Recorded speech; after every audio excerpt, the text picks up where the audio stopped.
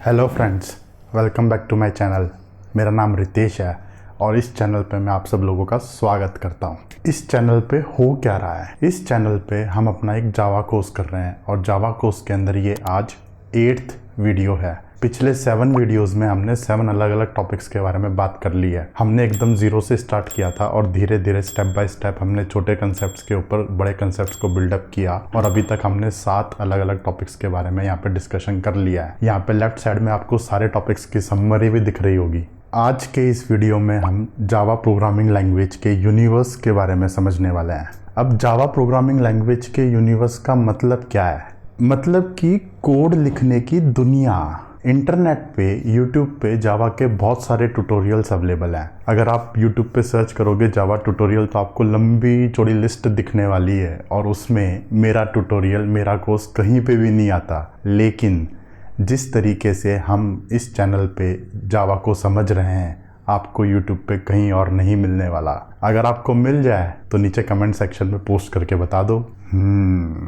जिस तरीके से हम यहाँ पे रियल वर्ल्ड की चीज़ों को कंप्यूटर में कनेक्ट कर रहे हैं स्टेप बाय स्टेप, वो बहुत ही इम्पॉर्टेंट है। क्योंकि जब तक हम किसी भी चीज़ को, किसी भी पढ़ाई को, मतलब कि जैसे जावा भी एक स्टडी है एक तरीके से, उसको जब तक हम रियल वर्ल्ड से कनेक्ट नहीं करते तब तक हम उसको अच्छे से समझ नहीं पाते। तो अगर आपको इन सब चीज़ों में इंटरेस्ट है तो वीडियो को एंड तक ज़रूर देखना। तो चलिए अब इस वीडियो को स्टार्ट करते हैं। तो वीडियो को स्टार्ट करते हैं और धीरे धीरे बिल्डअप करते हैं। सबसे पहले मुद्दे की बात समझ लेते हैं। जावा प्रोग्रामिंग लैंग्वेज को यूज़ करके हम कोड करते हैं। कोड मतलब कि एक प्रोग्राम। अब प्रोग्राम क्या होता है? जैसे कि क्वाड्रेटिक इक्वेशन को सॉल्व करना एक प्रोग्राम है, बम कहाँ पे गिरेगा उसकी लोकेशन का पता लगाना, प्रोजेक्ट करना वो भी एक प्रोग्राम है, वेदर प्रोजेक्शंस करना कि कितनी गर्मी पड़ने वाली है वो भी एक प्रोग्राम है। तो किसी भी प्रोग्राम के अंदर 2 चीज़ें होती हैं, कोड और डाटा। हम इंसान जो भी डाटा जनरेट करते हैं, यूज़ करते हैं, उसको हमें कंप्यूटर में रिप्रेजेंट करना पड़ता है। अभी यहाँ पे कुछ बंदे होंगे और वो सोच रहे होंगे कि यार मैंने कौन सा डाटा जनरेट कर लिया। डाटा मतलब कि जैसे कि 10, 20, 50, 100, मेरा नाम, आपका नाम, चैनल का नाम, प्रधानमंत्री मोदी जी का नाम, देश का नाम। इस संसार में जो भी चीज़ें हैं उन सबको हमने कुछ नाम दे रखा है और वो ही डाटा है एक्चुअल में। और उस डाटा को उठा के हमें कंप्यूटर में रिप्रेजेंट करना पड़ता है। डाटा को कंप्यूटर में रिप्रेजेंट करने के लिए जावा ने हमें अलग अलग डाटा टाइप्स अवेलेबल करा रखे हैं। प्राइमरली इनकी 4 कैटेगरीज होती हैं। सबसे पहले आते हैं आपके integer data types. Integer data type में आप इंटीजर नंबर्स जैसे कि whole numbers, mathematically whole numbers 10, 20, 50, 100, 1000, 10,000, 1 lakh, 2 lakh, इस टाइप के नंबर्स को आप इंटीजर डाटा टाइप को यूज करके रिप्रेजेंट कर सकते हो कंप्यूटर के अंदर। ठीक है सर। फिर उसके बाद आते हैं आपके floating point data types. Floating point data types में आप डेसिमल नंबर्स जैसे कि 5.6, 7.8, 10.1, इस टाइप के नंबर्स जिनके अंदर डेसिमल आता है उसको कंप्यूटर में रिप्रेजेंट करने के लिए आपको फ्लोटिंग पॉइंट डाटा टाइप्स को यूज करना पड़ता है। फिर थर्ड कैटेगरी होती है यहाँ पे character data type. Character data type को यूज करके आप दुनिया की किसी भी लैंग्वेज के किसी भी कैरेक्टर को कंप्यूटर में रिप्रेजेंट कर सकते हो। जैसे कि मेरा नाम है रितेश, इसके अंदर 5 नहीं 6 कैरेक्टर्स होते हैं। तो ये 6 अलग अलग कैरेक्टर्स को हमें अगर कंप्यूटर में रिप्रेजेंट करना है तो हम यहाँ पे कैरेक्टर डाटा टाइप को यूज़ करेंगे। और यहाँ पे इंग्लिश ही नहीं, आप किसी भी लैंग्वेज के कैरेक्टर को यूज़ कर सकते हो। क ख ग हो गया आपका हिंदी में, चाइनीज़ में अलग कैरेक्टर्स होते हैं, जापानीज़, अरेबिक, हिब्रू लैंग्वेज, या फिर कोई सिंबल्स जैसे कि कॉमा, स्लैश, स्पेसेस, कोड्स, ये जो भी है ये सब कैरेक्टर्स हैं और इसको कंप्यूटर में रिप्रेजेंट करने के लिए आप यहाँ पे कैरेक्टर डाटा टाइप्स को यूज़ करते हो। और सबसे लास्ट कैटेगरी होती है आपकी Boolean data type. Boolean data type को यूज़ करके आप सिर्फ 2 ही वैल्यूज, ट्रू या फॉल्स, इन दोनों वैल्यूज को आप कंप्यूटर में अगर रिप्रेजेंट करोगे तो आपको बूलियन यूज करना पड़ेगा। और ये लॉजिकल वैल्यूज होती हैं जैसे कि 10 इज ग्रेटर देन 9, 10 जो आपका नंबर है वो 9 से बड़ा है। हाँ भाई, ये बिल्कुल सच है। तो ये एक लॉजिकल स्टेटमेंट है और इस टाइप के स्टेटमेंट्स को अगर आपको कंप्यूटर में लिखना है तो आप वहाँ पे बूलियन यूज करोगे। ठीक है सर। तो पिछले वीडियो में हम लोगों ने जावा के अंदर जितने भी डाटा टाइप्स होते हैं उन सबको हमने एकदम डिटेल में समझा था और हमने उसका कोड भी लिख के देखा था। अगर आपको भी समझना है तो आप वीडियोस को एक बार जाके चेकआउट कर लो। वहाँ पे हम लोगों ने ये भी समझा था कि ये सारे डाटा को मेमोरी में कैसे रिप्रेजेंट किया जाता है। मेमोरी तो आपकी फिजिकल मेमोरी होती है, ट्रांजिस्टर्स होते हैं, 0101 में ही होते हैं ट्रांजिस्टर्स। तो ये सब चीज़ों को फिजिकल मेमोरी तक कैसे पहुँचाया जाता है, ये पूरी की पूरी कहानी मैंने पिछले 2 वीडियोज़ में आपको एकदम डिटेल में समझा रखी है। आपको भी समझनी है तो जैसे कि मैंने कहा, आपको एक बार वीडियोस को देखना पड़ेगा। लिंक्स आपको पता ही है कहाँ पे मिलेंगे। आप बहुत ही समझदार स्पीशीज़ हो, जाके लिंक्स पता कर लो और वीडियोस को देख लो। अब किसी भी प्रोग्राम के अंदर 2 चीज़ें होती हैं, कोड और डाटा। डाटा को कैसे कंप्यूटर में रिप्रेजेंट करना है वो तो हमने डिटेल में समझ लिया। डाटा को हम उठा के कंप्यूटर में लेके आ गए, उसको रन करके देख लिया। जब हम किसी भी प्रोग्राम में अपने डाटा को रिप्रेजेंट कर देते हैं तो वहाँ तक पहुँचते पहुँचते हमारा प्रोग्राम बनाने का आधा काम लगभग हो जाता है। अब इसके बाद बारी आती है कोड लिखने की। तो अब आप कोड कैसे लिखोगे? एक चीज़ तो यहाँ पे बिल्कुल पक्की है कि कोड लिखने के टाइम पे हम रियल वर्ल्ड के लॉजिक को ही कंप्यूटर में रिप्रेजेंट करते हैं। ठीक है, आज के इस वीडियो में हम कोड लिखने की दुनिया को एकदम डिटेल में समझेंगे, इस दुनिया को एकदम करीब से देखेंगे। तो यहाँ पे मैंने एक छोटी सी कोड लिखने की दुनिया बना दी। आप कल्पना करने की कोशिश करो, असली में तो दुनिया तो यही है, हमारा संसार। इस दुनिया के अंदर एक छोटी सी दुनिया और होती है, कोड लिखने की दुनिया। ठीक है, रियल वर्ल्ड के लॉजिक को कंप्यूटर में रिप्रेजेंट करने के लिए जावा ने हमें यहाँ पे 4-5 चीज़ें अवेलेबल करा रखी हैं। तो अभी हम उसको एक बार स्टेप बाय स्टेप समझते हैं। सबसे पहली चीज़ जो आपको यहाँ पे समझनी है वो है नंबर सिस्टम। हम इंसान पिछले 3 लाख सालों से इस प्लेनेट के ऊपर रह रहे हैं। पिछले लाखों सालों में हम लोगों ने बहुत विकास किया है। इतना विकास कर लिया कि मैं आज YouTube पे आपको ये वीडियो बना के बता रहा हूँ और आप इंटरनेट के थ्रू घर बैठे बैठे इस वीडियो को देख सकते हो। इतने सालों के विकास में एक चीज़ की ज़रूरत हमें हमेशा रही है और वो है काउंटिंग करना। काउंटिंग करना मतलब कि गिनती करना। जैसे कि महीने के अंदर कितने दिन होते हैं, राजा के पास कितना सोना है, या फिर आपके दोस्त ने आपसे कितने पैसे उधार ले रखे हैं। ये सब एक तरीके से काउंटिंग ही तो है। नंबर सिस्टम को समझने के बाद आते हैं यहाँ पे ऑपरेटर्स। सेकंड टॉपिक है ये। नंबर सिस्टम को यूज़ करके हमने गिनती कर ली और हमने नंबर्स को रिप्रेजेंट कर दिया। जैसे कि आपके दोस्त ने आपसे 1000 रुपये उधार ले रखे हैं, ठीक है, लेकिन उसके आगे हमें उन नंबर्स के ऊपर कुछ ऑपरेशंस भी करना पड़ता है। आपके दोस्त ने आपसे 1000 रुपये उधार ले रखे और आपने उसका 100 रुपये का रिचार्ज करा दिया, तो इफेक्टिवली वो आपको 900 रुपये देगा। तो यहाँ पे मैंने 1000 में से 100 को माइनस कर दिया और मेरे पास यहाँ पे जो बचता है वो है 900 रुपये। तो जो ये माइनस प्लस मल्टीप्लिकेशन डिवीजन ये जो होते हैं ये होते हैं ऑपरेटर्स, मतलब कि नंबर्स के ऊपर ऑपरेशंस करना। तो कोड में भी हमें ये सब चीज़ें करनी पड़ती हैं और जावा ने इसके लिए हमें ऑपरेटर्स अवेलेबल करा रखे हैं। तो नंबर सिस्टम्स को समझने के बाद हम यहाँ पे ऑपरेटर्स को समझेंगे। अभी यहाँ पे कुछ लोग कंफ्यूज हो रहे होंगे और सोचेंगे कि यार ये यहाँ पे ये क्या मैथ्स बता रहा है, बेसिक मैथ्स 4वीं-5वीं क्लास की। एक तरीके से ये मैथ्स ही है, बट आप इसको मैथ्स के तरीके से मत सोचो, आप इसको कोड की तरीके से सोचो। क्योंकि जैसे कि मैंने आपको कहा था, कोड लिखने के टाइम पे हम रियल वर्ल्ड के लॉजिक को उठा के कंप्यूटर में लेके आते हैं। तो यहाँ पे ये जो मैंने दुनिया बना रखी है ये कोड लिखने की दुनिया है। तो कोड लिखने की दुनिया के अंदर कुछ चीज़ें ऐसी होती हैं जो रियल वर्ल्ड में एग्जिस्ट करती है, उसको हमें बेसिक फंडामेंटल तरीके से समझना पड़ता है कि कंप्यूटर में वो कैसे काम करता है। तो सबसे पहले यहाँ पे नंबर सिस्टम आ गए, नंबर सिस्टम के बाद यहाँ पे ऑपरेटर्स आ गए, ठीक है। ऑपरेटर्स के बाद आपको यहाँ पे समझना है कंट्रोल स्टेटमेंट्स। अब ये थोड़ा कंप्यूटर वाला टर्म लग रहा होगा आपको, पहले तो जो 2 टर्म्स थे वो तो आपको मैथमेटिकल टर्म्स लग रहे थे, बट कंट्रोल स्टेटमेंट्स आपको लग रहा होगा कि हाँ थोड़ा टेक्निकल टर्म है। तो अब कंट्रोल स्टेटमेंट्स क्या होते हैं, थ्योरेटिकली क्या होते हैं?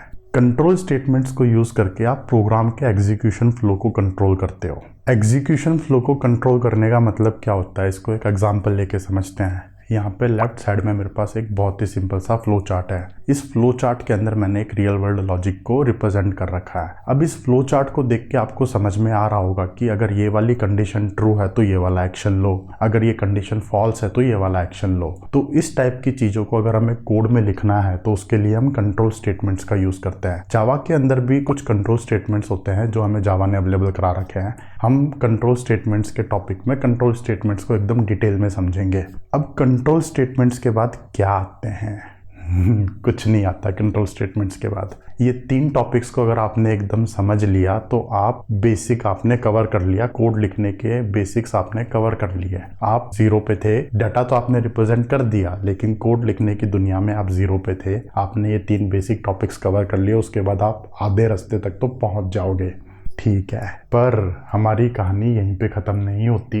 ऑपरेटर्स, कंट्रोल स्टेटमेंट्स, बेसिक चीज़ों को यूज़ करके आपने कोड तो लिख लिया, पर वो कोड आप कहीं ना कहीं पे लिखोगे। मान लो आपके प्रोग्राम के अंदर 1000 लाइनों का कोड है, तो वो सारे कोड को आपको आपस में ग्लू करना पड़ता है ताकि वो एक सिंगल एंटिटी की तरह ऑपरेट करे। और यहाँ पे रोल आता है उप्स कंसेप्ट का। इस जावा कोर्स के अंदर पुराने कुछ वीडियो में हमने उप्स कंसेप्ट को एकदम थ्योरेटिकल पर्सपेक्टिव से समझा था। शायद वो 4th पार्ट था जिसके अंदर हमने उप्स कंसेप्ट की थ्योरी के बारे में देखा था। लिंक्स आपको एज यूजुअल नीचे डिस्क्रिप्शन बॉक्स में मिल जाएंगे, अगर आपको समझना है तो आप वीडियोस को जाके चेकआउट कर लो। तो उस वीडियो के अंदर हमने थ्योरी को समझा था। वो तो एक थ्योरी है, मतलब कि वो एक आइडिया है, और उस आइडिया को आप कैसे कोड में लिखोगे वो चीज़ होती है प्रैक्टिकली इम्प्लीमेंट करना। जावा के अंदर उप्स कंसेप्ट्स को प्रैक्टिकली इम्प्लीमेंट करने के लिए जावा ने हमें कुछ चीज़ें अवेलेबल करा रखी हैं। एक्चुअल में देखा जाए तो यहाँ पे एक ही चीज़ होती है जो सबसे फंडामेंटल चीज़ है जावा के अंदर, वो है क्लासेस। क्लासेस को अलग अलग तरीके से यूज़ किया जाता है। अलग अलग क्लासेस को अलग अलग तरीके से कंबाइन करके हम किसी भी एक प्रोग्राम को एक सिंगल एंटिटी की तरह प्रेजेंट कर सकते हैं। और जो हमारे उप्स कंसेप्ट्स हैं जैसे कि इंकैप्सुलेशन, इनहेरिटेंस, पॉलीमॉर्फिज्म, वो सारे के सारे कंसेप्ट्स को हम कैसे एक्चुअल में कोड में लेके आते हैं, वो होता है हमारा यहाँ पे नेक्स्ट स्टेप। बेसिक्स को समझने के बाद हमें उन सारे टॉपिक्स को समझना पड़ता है ताकि हम बहुत ही एफिशिएंट तरीके से कोड लिख सकें। जो भी बड़ी बड़ी कंपनीज में जो भी बंदे काम करते हैं, जिनको करोड़ों के पैकेज मिलते हैं, उन लोगों को उप्स कंसेप्ट्स की बहुत ही ज़्यादा क्लैरिटी होती है। मैं खुद आपके सामने एक एग्जांपल हूँ। उप्स कंसेप्ट्स के अंदर जो ये 3 बेसिक फंडामेंटल चीज़ें हैं, इंकैप्सुलेशन, पॉलीमॉर्फिज्म और इनहेरिटेंस, और इनको इफेक्टिवली यूज करके आप आपके प्रोग्राम को बहुत ही सिंपल तरीके से आपस में ग्लू कर दोगे। मान लो कि आपके प्रोग्राम के अंदर 10-20 क्लासेस हैं, वो 10-20 क्लासेस आपस में कंबाइन होके एक सिंगल एंटिटी की तरह ऑपरेट करती है, और उसके बाद जब आपका प्रोग्राम एग्जीक्यूट होता है तो वो एकदम मक्खन की तरह चलता है। और यहाँ पे आपको पैकेजेस और इंटरफेसेस के बारे में भी पता चलेगा कि जावा के अंदर पैकेजेस क्या होते हैं, इंटरफेसेस क्या होते हैं, पैकेजेस को कैसे यूज़ किया जाता है, हम बाहर के कोड को कैसे अपने कोड के अंदर यूज़ कर सकते हैं। ठीक है, तो हमने बेसिक्स को समझ लिया, बेसिक को समझ के हमने कोड लिख लिया। कोड को आपस में ग्लू कैसे करना है उसके लिए हमने उप्स कंसेप्ट्स की प्रैक्टिकल नॉलेज भी ले ली, क्लासेस को समझ लिया, क्लासेस के अंदर इंटरफेसेस होते हैं, पैकेजेस होते हैं, हमने वो भी समझ लिया। अब हम यहाँ पे थोड़ा सा पॉज लेते हैं और ये देखते हैं कि यहाँ पे एक्चुअल में हो क्या रहा है। यहाँ पे मैं आप लोगों के लिए कोड लिखने का एक ब्लूप्रिंट तैयार कर रहा हूँ। कोड लिखना मतलब कि रियल वर्ल्ड के लॉजिक को रिप्रेजेंट करना, और रियल वर्ल्ड के लॉजिक को रिप्रेजेंट करना एक तरीके से आपके लिए जर्नी है। आपने डाटा को तो कंप्यूटर में रिप्रेजेंट कर लिया, और कोड कैसे लिखोगे आप, आपके पास रियल वर्ल्ड में कुछ चीज़ें हैं, उसको आप कैसे कंप्यूटर में लेके आओगे, वो एक स्टेप बाय स्टेप जर्नी है। और यहाँ पे ये कुछ माइलस्टोन्स है। सबसे पहले आपने बेसिक्स को समझ लिया, उसके बाद आपने क्लासेस और उप्स कंसेप्ट्स की प्रैक्टिकल नॉलेज ले ली। लेकिन बात यहाँ पे ख़त्म नहीं होती। इसके बाद आते हैं आपके कुछ एडवांस्ड टॉपिक्स। एडवांस टॉपिक्स के अंदर क्या क्या होता है, अब उसको भी देख लेते हैं। एडवांस टॉपिक्स में सबसे पहले आते हैं आपके एक्सेप्शन हैंडलिंग। जब भी हम कोड लिखते हैं तो आपको एक चीज़ तो एज्यूम करके चलनी पड़ती है कि हमारे कोड में कभी भी एरर आ सकती है। एरर मतलब कि मैं आपको एग्जांपल लेके समझाता हूँ। जैसे कि मान लो आपने गलती से कोड के अंदर किसी नंबर को 0 से डिवाइड कर दिया, तो ये एक एरर कंडीशन है। एरर कंडीशन इसलिए है क्योंकि मैथमेटिकली किसी भी नंबर को 0 से डिवाइड करना एक अनडिफाइंड सिचुएशन होती है, और इसको हमने इन्फिनिटी नाम दे रखा है। जावा के अंदर इन्फिनिटी नाम का कोई भी कंसेप्ट नहीं है, तो अगर आप किसी भी नंबर को 0 से डिवाइड करोगे तो ये एक एरर कंडीशन होती है। इसका एक थोड़ा दूसरा एग्जांपल भी लेते हैं। जैसे आप मान लो कि आपको आपके कोड के अंदर किसी फाइल को रीड करना है, और जब आप फाइल को रीड करने गए तो वो फाइल आपके सिस्टम में एग्जिस्ट ही नहीं करती, तो ये भी एक एरर कंडीशन है। ठीक है, और इसका एक एडवांस्ड एग्जांपल भी ले लेते हैं। मान लो आप इमेजिन करो कि आपको गूगल मैप्स की एपीआईज को यूज़ करके मैप दिखाना है, और उस टाइम पे आपका नेटवर्क ठप हो गया, आपका इंटरनेट कनेक्शन चला गया। तो जब आपका इंटरनेट कनेक्शन ही नहीं है तो आप गूगल के सर्वर को कैसे कॉल करोगे, तो वो भी आपकी एक एरर कंडीशन है। तो जब भी हम कोड लिखते हैं हमें इस टाइप की एरर कंडीशंस को अपने कोड में हैंडल करना पड़ता है। एक्सेप्शन हैंडलिंग का मतलब यही होता है कि एरर्स को हैंडल करना। जावा के अंदर एरर शब्द को यूज़ नहीं किया जाता, एक्सेप्शन को यूज़ किया जाता है। और हैंडल करने का सिंपल सा मतलब ये है कि अगर आपके कोड में एरर आ जाती है तो उस सिचुएशन में आपका कोड क्या करेगा। बैठा तो नहीं रहेगा ना वहाँ पे, कुछ ना कुछ तो एक्शन आपको लेना पड़ेगा ना। एरर आ जाती है तो या तो आप यूज़र को एरर दिखाओगे या फिर आप कुछ और काम करोगे। तो वो सारी चीज़ों को हम यहाँ पे एक्सेप्शन हैंडलिंग में समझेंगे। ठीक है सर। एक्सेप्शन हैंडलिंग के बाद आता है आपका मल्टी थ्रेडेड प्रोग्रामिंग। आज के मॉडर्न प्रोसेसेस में आप एक से ज़्यादा थ्रेड को स्टार्ट कर सकते हो, एग्जीक्यूट कर सकते हो। जब भी आप कोड लिखते हो आपको ये पता होना चाहिए कि आपको मल्टीपल थ्रेड्स को कैसे एग्जीक्यूट करना है, कैसे स्टार्ट करना है, कैसे मैनेज करना है। मॉडर्न डे प्रोग्रामिंग का सबसे इंपॉर्टेंट कंसेप्ट है मल्टी थ्रेडेड प्रोग्रामिंग। और अगर आपका सपना है कि आपको बड़ी बड़ी कंपनीज के अंदर जॉब करना है जैसे कि Google, Facebook, Amazon, Twitter, Adobe, Uber, तो मल्टी थ्रेडेड प्रोग्रामिंग के क्वेश्चंस आपको हर इंटरव्यू में पूछे जाते हैं। और ये जो बड़ी बड़ी कंपनीज होती हैं ये तो मल्टी थ्रेडेड प्रोग्रामिंग के ऊपर बहुत ही ज़्यादा जोर देती है। आप खुद कल्पना करो कि एक सेकंड के अंदर गूगल के अंदर कितने सारे सर्चेज हो रहे होंगे। अगर आप वहाँ पे सिंगल थ्रेड को यूज़ करोगे तो आपका काम नहीं चलने वाला। वहाँ पे आपको मल्टीपल थ्रेड्स को यूज़ करना पड़ता है और मल्टी कोर हार्डवेयर की पावर को आपको फुल्ली यूटिलाइज करना पड़ता है। जो आज के इंटेल के मॉडर्न प्रोसेसर्स हैं उसके अंदर आप 16, 32, 64 थ्रेड्स को चला सकते हो एक साथ। सिंगल टाइम पे आप 64 काम एक साथ कर सकते हो, पैरेलल प्रोसेसिंग कर सकते हो।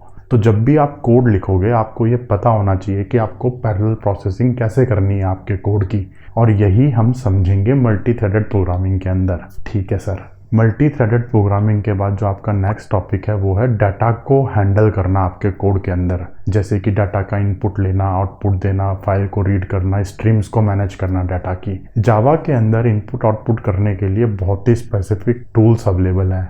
मतलब टूल्स मतलब कि तरीका। कुछ क्लासेस हैं, कुछ इनबिल्ट फंक्शंस हैं जिसको हमें यूज़ करना पड़ता है और वो सब हम समझेंगे यहाँ पे इनपुट आउटपुट टॉपिक के अंदर। सबसे पहले आपने एक्सेप्शन हैंडलिंग समझ ली, फिर आपने मल्टी थ्रेडेड प्रोग्रामिंग समझ ली, उसके बाद आपने डाटा को इनपुट आउटपुट लेना भी समझ लिया। इसके बाद आते हैं आपके जेनेरिक्स जावा स्पेसिफिक टॉपिक है। बाकी जितने टॉपिक्स के बारे में मैं यहाँ पे बात करूंगा वो इन जनरल बाकी प्रोग्रामिंग लैंग्वेजेस पे भी अप्लाई होते हैं। जैसे कि जब मैंने अपना करियर स्टार्ट करा था तो मुझे जावा के अलावा कुछ नहीं आता था और जैसे जैसे मैं अपने करियर में ग्रो करता गया, कंपनीज को चेंज करता गया, मुझे बाकी प्रोग्रामिंग लैंग्वेजेस पे भी काम करना पड़ा। ये तो ऑब्वियस सी बात है, हर कंपनी के अंदर अलग अलग लैंग्वेजेस को यूज़ किया जाता है। तो जब आपके एक बार फंडामेंटल्स क्लियर हो जाते हैं उसके बाद आप वो सारे फंडामेंटल कंसेप्ट को उठा के बाकी प्रोग्रामिंग लैंग्वेजेस पे भी अप्लाई कर सकते हो।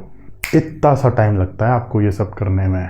लेकिन जेनेरिक्स थोड़े से जावा स्पेसिफिक टॉपिक है और इसको हमें समझना बहुत ज़रूरी है। अगर आप जावा में काम करना चाह रहे हो, लाइफ लॉन्ग अगर आप जावा में अपना करियर बनाना चाह रहे हो तो आप जेनेरिक्स को समझोगे और मैं आपको समझाने वाला हूँ। बहुत ही सिंपल सा टॉपिक है, ठीक है, कोई दिक्कत नहीं है।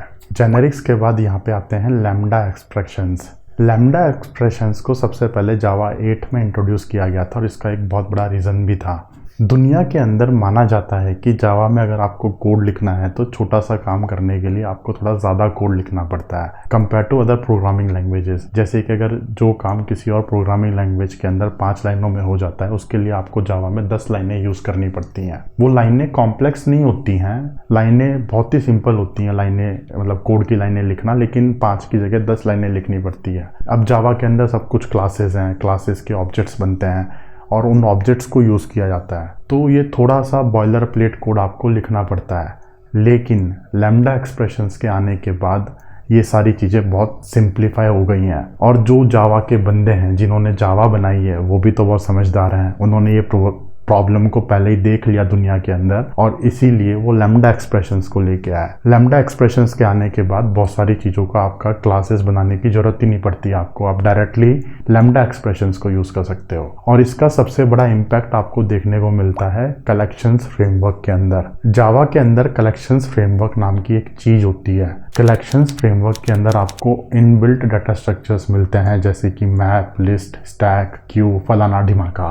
ये सब थोड़े से सेकंड फेज की टॉपिक्स हैं। कलेक्शन फ्रेमवर्क को हम जावा के सेकंड फेज में समझेंगे, पर मैं आपको यहाँ पे रेफरेंस के लिए बता रहा हूँ कि लैम्डा एक्सप्रेशंस को सबसे ज़्यादा कलेक्शंस फ्रेमवर्क में यूज़ किया जाता है और वहाँ पे हमें सबसे ज़्यादा आसानी मिलती है। तो लैम्डा एक्सप्रेशंस क्या होते हैं, क्यों होते हैं, कैसे होते हैं, कैसे कोड करते हैं, ये सारे की सारी चीज़ें हम लैम्डा एक्सप्रेशन वाले टॉपिक में समझेंगे, ठीक है। पर ये मुझ पे नहीं, आप पे डिपेंड करता है। जितना ज़्यादा आप कंटेंट को लाइक करोगे, शेयर करोगे, उतना ज़्यादा आपको यहाँ पे कंटेंट मिलने वाला है। मेरे को यहाँ पे इस चीज़ से फ़र्क नहीं पड़ता कि पैसे आ रहे हैं या नहीं आ रहे हैं। अभी तक तो मेरे चैनल पे बहुत कम व्यूज़ हैं, बहुत कम सब्सक्राइबर्स हैं। मेरे लिए सबसे इम्पॉर्टेंट ये है कि जो भी मैंने पिछले 10 सालों में सीखा है मैं आप सब लोगों को बता सकूं, ताकि आप भी अपने कोडिंग के करियर में ग्रो कर सको। तो जितना हो सके आप इस कंटेंट को शेयर करो।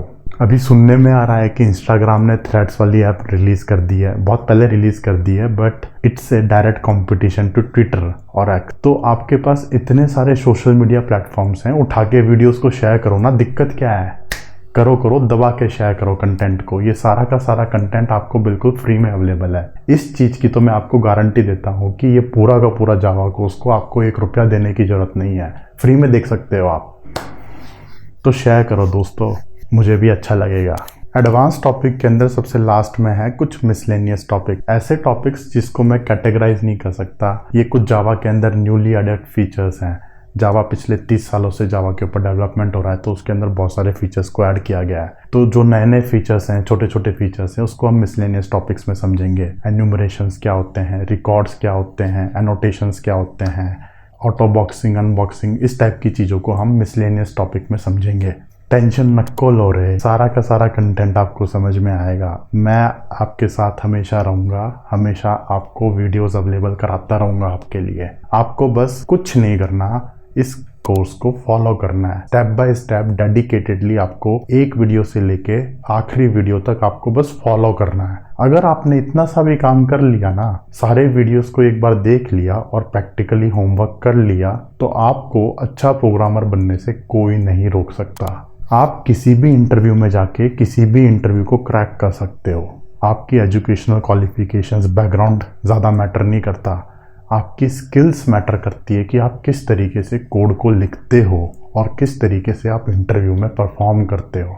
एक विजन होता है ना कि सबका, हमें अपने आप को वहाँ देखना है। तो अगर आप अपने आप को अच्छे प्रोग्रामर, कोडर की तरह देखते हो, तो बस कंटेंट को देखते रहो, लाइक करते रहो, शेयर करते रहो अपने फ्रेंड्स के साथ, कलीग्स के साथ। आपके साथ साथ जो भी आपके फ्रेंड्स हैं, हो सकता है उसको भी कोडर बनना हो सकता है उसके पास भी जावा के अच्छे ट्यूटोरियल्स अवेलेबल ना हो। तो आप बस ये काम करते रहो और अपनी जर्नी को फॉलो करते रहो, माइलस्टोन्स को अचीव करते रहो। आज के लिए इतना ही फ्रेंड्स। एज़ यूजुअल, अगर आपने चैनल को सब्सक्राइब नहीं किया है तो कर लो, आपको सारे वीडियोस आपके इनबॉक्स में मिल जाएंगे। Good luck and take care guys. मिलते हैं अगले वीडियो में।